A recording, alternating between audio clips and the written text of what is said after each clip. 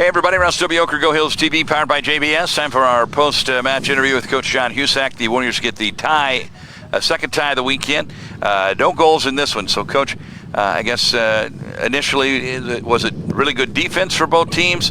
Or was it an underperformance for either offense? What was your assessment on how we came away with no goals in this one? Yeah, overall stalemate. Yeah, it's tough to say. I mean, we had our chances.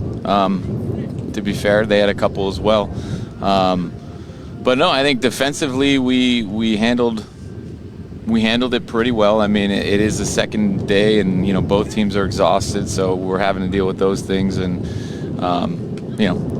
hard to say anyone had an advantage because we both experienced the game yesterday. We're both experiencing the same climate and things like that. So, we would have liked to bury a few of our chances, but overall, I think when we were possessing, we were good. I think we rushed the ball a little bit in the attack and gave it away pretty freely to them, and they were dangerous on the counter.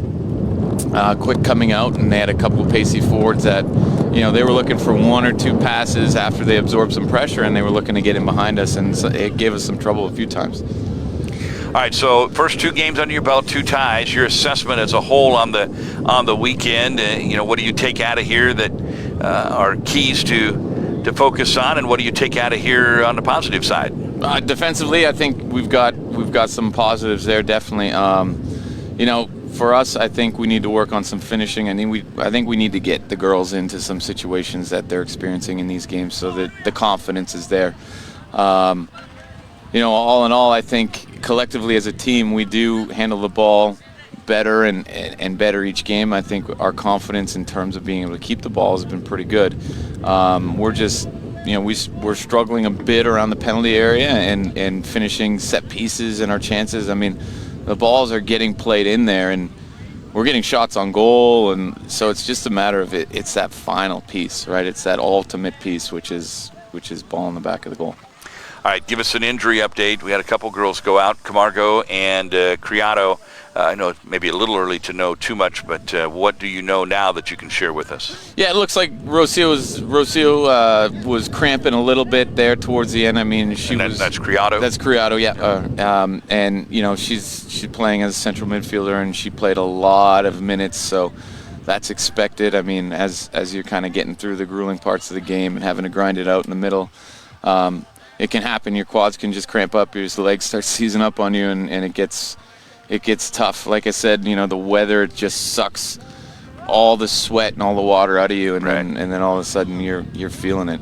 For Gabby Camargo, good news is we iced up her injury was starting to tighten up on her, but she walked off on her own strength, and I think it was more of a cautious thing there, but. No, I think, she's a tough girl. I mean, we've got a pretty tough group. So I think we'll be able to bounce back. Lots of ice baths, lots of recovery this week, and then we're getting ready and going into Friday.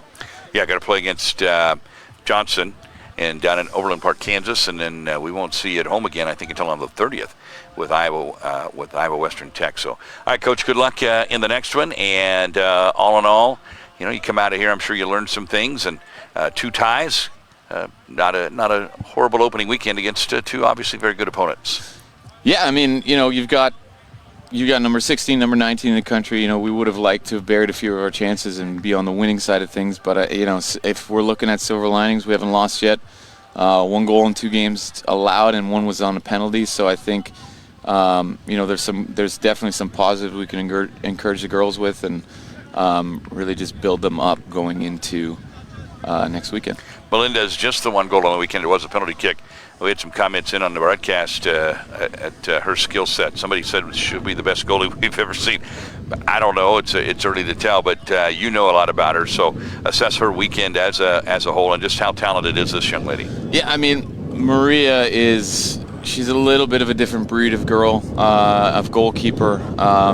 She's constantly in the gym. She's constantly working out. She's constantly getting after it, wants more and more and more and more and more. She comes from Venezuela, and she's got a very good goalkeeping background, and she plays on she's played growing up on some very, very high competitive teams, including for her country. So She definitely has that skill set as a keeper, and the one thing I like about her is, her English isn't very well, but she walks over every game with her phone already translated into English. Coach, how can I get better? What can I get better on? And that's always good to see coming out of your young goalkeepers, is they just want to get better. And yeah, she's ultra athletic. She can fly, smart, understands the game. So it's something we're excited about, and that helps us for 2 years for sure, having someone like that in our goalkeeping crew. All right, thanks, Coach. Warriors get 2 ties this weekend, and next up is in Overland Park, Kansas against Johnson County. That's on the 25th. For Coach, I'm Russ W. This has been our postgame on Go Hills TV, powered by JBS.